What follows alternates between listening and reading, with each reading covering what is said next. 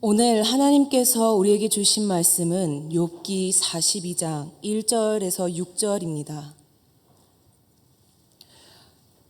욥기 42장 1절에서 6절 말씀입니다.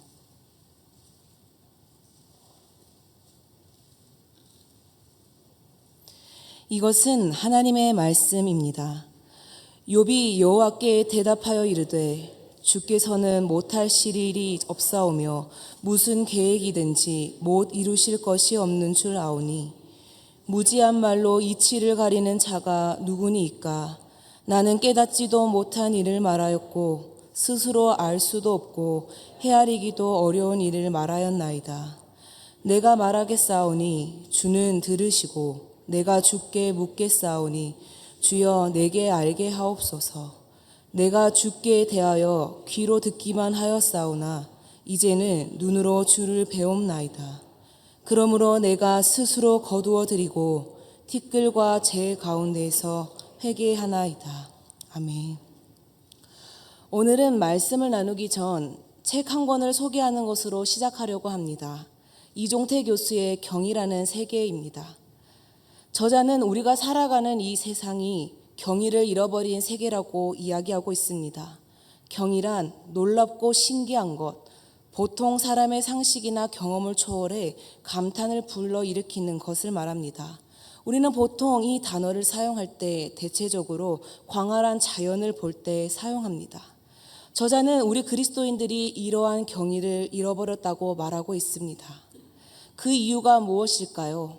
여러 이유가 있겠지만 저자가 꼽은 이유는 과학주의의 영향이라고 이야기합니다. 과학주의란 과학만이 유일한 진리의 기준이며 과학적으로 설명되지 않으면 믿을 가치가 없다고 여기는 태도를 말합니다.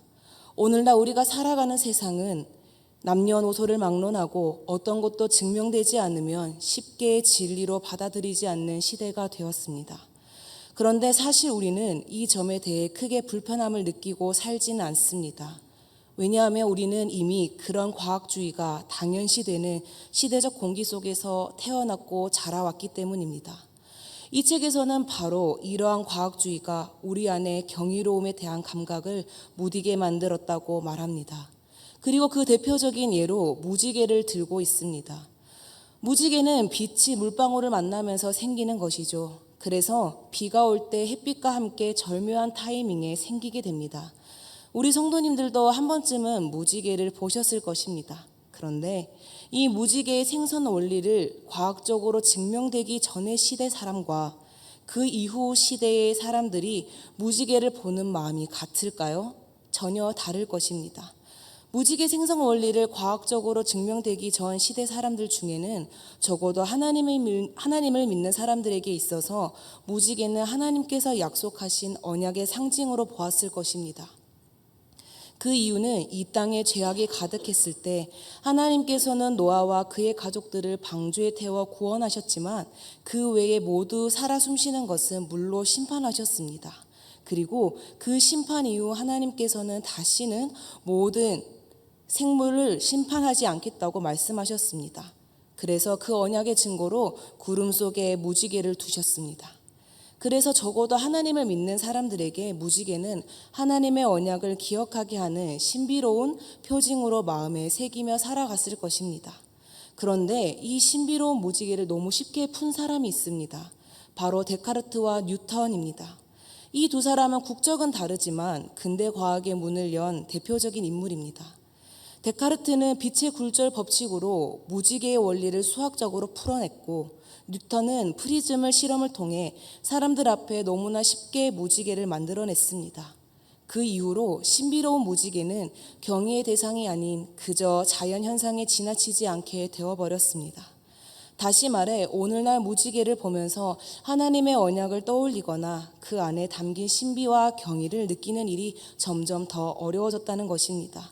이것은 어른들뿐만 아니라 아이들에게도 마찬가지입니다.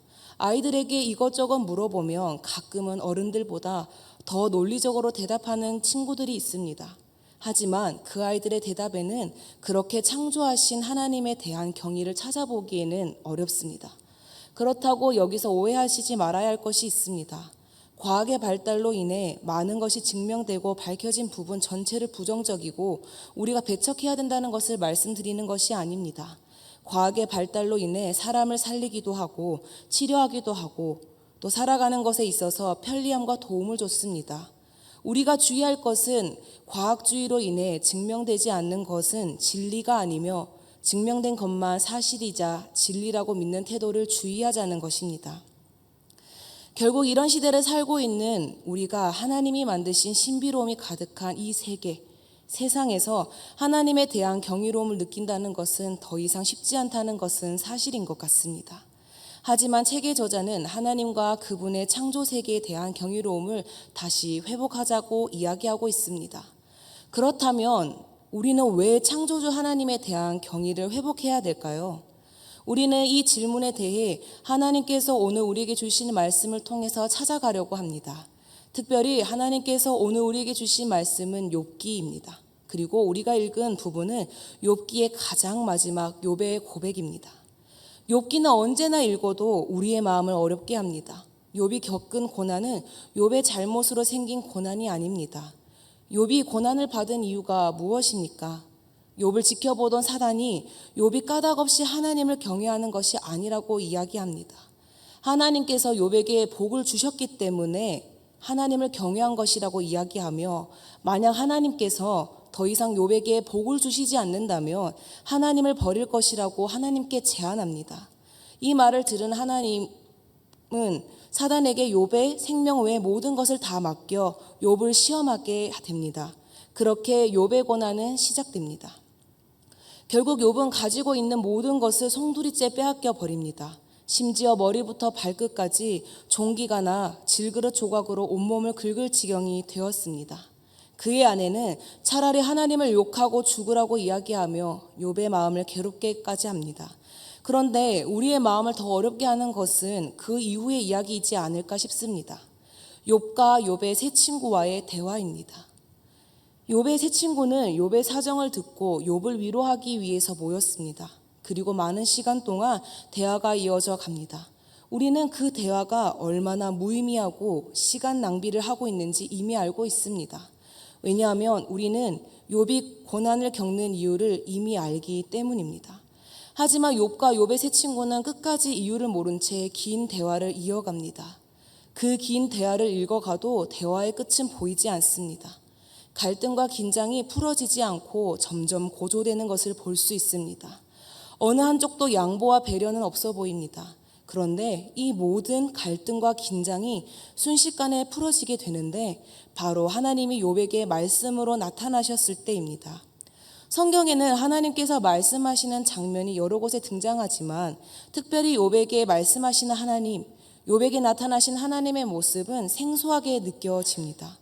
창세기 1장, 2장에서는 하나님께서 태초에 천지를 창조하시는 것이 기록되어 있다면 욥기 38장에서 41장에는 세상이 얼마나 세밀하게 운영되고 있음을 이야기하십니다. 우리가 익숙하게 보고 있는 것 말고도 우리가 알지 못하는 것까지 말입니다. 그리고 하나님께서는 욥에게 여러 동물들을 언급하며 말씀하시는데 특별히 베헤못과 리워야단이 등장합니다. 각각 개역 한글에서는 하마와 악어로 번역되어 있지만 사실 이 동물들은 실제 어떤 동물인지 알 수 없습니다. 다만 상징적이고 신화적인 동물이며 혼돈을 상징하고 악의 세계를 상징합니다. 베헤못과 리워야단은 비록 혼돈과 악을 상징하지만 이들 역시 하나님의 창조물이며 하나님만이 다스릴 수 있는 존재임을 보여줍니다. 즉 다시 말해서 하나님의 다스리심 가운데 사람이 생각하고 상상할 수 없는 혼돈과 악의 요소도 있음을 이야기해주고 있습니다. 결국 욥은 이 세상 모든 것을 세밀하게 주관하시며 다스리고 운영하시는 하나님을 배웠고 더 이상 다른 말을 하지 못한 채 창조주 하나님께 압도되어 경의를 느끼게 되었습니다. 왜 경의를 회복해야 하는 것인지 짐작이 가시나요?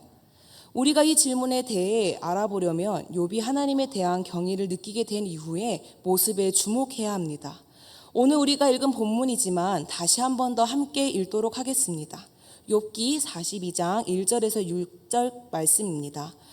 욥이 여호와께 대답하여 이르되 주께서는 못하실 일이 없사오며 무슨 계획이든지 못 이루실 것이 없는 줄 아오니 무지한 말로 이치를 가리는 자가 누구니까.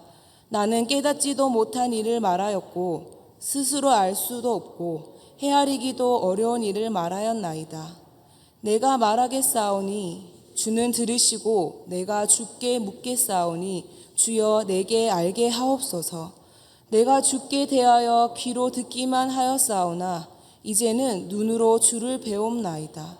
그러므로 내가 스스로 거두어 드리고 티끌과 제 가운데서 회개하나이다. 아멘. 욥은 더 이상 다른 말 하지 않고 하나님 앞에 회개했습니다. 회개가 무엇입니까?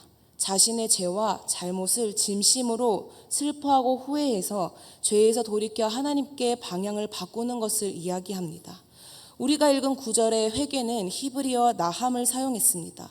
이 나함은 문자적으로는 한숨 쉬다, 후회하다 등 마치 감정적 표현처럼 보이지만 그 앞구절 우리가 함께 읽은 말씀을 볼 때 욥은 지금까지 하나님을 귀로만 들었다면 이제는 직접 눈으로 하나님을 배웠다는 것, 하나님에 대한 인식이 전환되었음을 이야기합니다.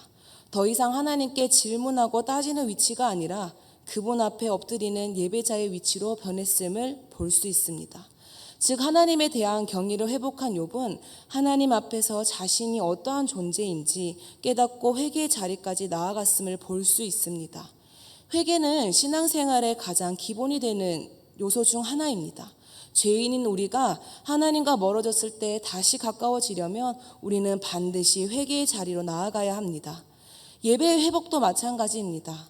많은 사람들이 예배를 회복해야 한다고 이야기합니다. 이 예배를 회복하기 위한 첫걸음도 회개입니다. 다른 질문을 해보려고 합니다. 예배가 무엇일까요? 우리가 예배라고 생각하면 주일 예배, 수요 예배 등 특정한 시간과 장소에서 드리는 것으로 생각할 수 있습니다. 이 또한 예배지요. 하지만 더 큰 범위에서 본다면 예배는 우리 모든 일상 가운데 하나님께 올려드리는 기도, 찬양, 그리고 그 가운데 하나님의 음성을 듣는 모든 순간이 예배라고 생각합니다. 다시 말해 내 모든 가치를 하나님께 드리는 일상의 순간순간이 곧 예배라 할 수 있습니다. 욥의 일상은 순식간에 무너졌습니다. 하지만 창조주 하나님에 대한 경의를 경험하고 회개의 자리에 나아갔을 때 욥의 일상은, 욥의 예배는 다시 회복되었음을 알 수 있습니다. 하나님께서는 욥에게 이전 모든 소유보다 갑절로 채워주셨습니다.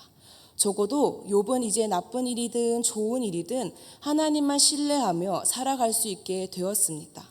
어떻게 알 수 있을까요? 성경에서는 그의 마지막을 이렇게 이야기하고 있습니다. 욥기 42장 16절에서 17절 말씀입니다. 그 후에 욥이 140년을 살며 아들과 손자 4대를 보았고 욥이 늙어 나이가 차서 죽었더라. 아멘. 욥의 죽음은 더 이상 고통이 아닌 그저 나이가 차서 죽었음을 이야기하고 있습니다. 이 마지막 구절이 제게는 참 은혜가 되는데요. 하나님께서 욥에게 갑절의 은혜를 주셨지만 분명 과거에 잃었던 재산과 자녀에 대한 아픔은 그대로 있었을 것입니다. 그대로 마음 한편에 있었을 것입니다. 갑절의 은혜를 부어주셨다고 과거에 잃었던 아픔이 모두 사라지고 새로운 마음으로 시작된 것은 아닙니다. 하지만 분명한 것은 그의 마지막은 괴로움이나 고통이 아닌 그저 나이가 차서 죽었음을 말해주며 욥의 남은 일상은 하나님을 신뢰하며 살았음을 우리에게 알려줍니다. 이 모든 것의 시작이 창조주 하나님에 대한 경의를 회복할 때 시작되었음을 우리에게 알려줍니다. 저 역시 하나님에 대한 경의를 회복한 경험이 있습니다. 제가 처음 품은 비전은 찬양 사역자였습니다. 청소년 시절 작은 교회를 다녔습니다. 그러던 중 청소년부를 지도하신 전도사님을 따라 대구의 모교 찬미 집회를 참석하게 되었습니다. 그곳에서 처음으로 뜨겁게 찬양하고 기도하고 눈물 흘리는 사람들을 보았습니다. 그리고 그때 저도 모르게 가슴이 따뜻해지며 마음속에 이런 마음이 들었습니다. 나도 하나님을 찬양하는 사람이 되고 싶다. 하지만 저희 부모님은 쉽게 허락하시지 않으셨습니다. 그래도 제가 어렸을 때부터 노래하는 것을 좋아한 것을 알기에 성악을 권유하셨고 저는 그렇게 성악으로 대학을 진학하게 되었습니다. 당연히 찬양 사역에 대한 마음은 점점 희미해졌습니다. 대학을 졸업할 때쯤 유학을 준비했지만 길은 열리지 않았습니다. 그래서 몇 년간 방황하며 다시 하나님의 부르심을 찾고자 여러 일들을 했습니다. 그러던 중 대구 오페라하우스에서 조연출로 일할 기회가 생겼습니다. 여러 공연을 준비하면서 문득 이런 생각이 들었습니다. 내가 이렇게까지 예배를 준비해 하나님께 드린 적이 있나? 내 입술로 다시 하나님을 찬양하고 싶다는 마음이 들었습니다. 그 시기에 저를 지도해 주신 청년부 목사님의 소개로 서울장신대 예배찬양사역학과를 알게 되었고, 오래된 나의 꿈을 기억하신 하나님의 부르심으로 믿고 순종하는 마음으로 진학하게 되었습니다. 그러나 그해 온 세계를 떠들썩하게 했던 코로나19로 모든 일상이 멈춰졌습니다. 당연히 학업에도 지장이 생겼습니다. 그렇게 4학기가 지나 어느덧 졸업학기를 앞둔 시기였습니다.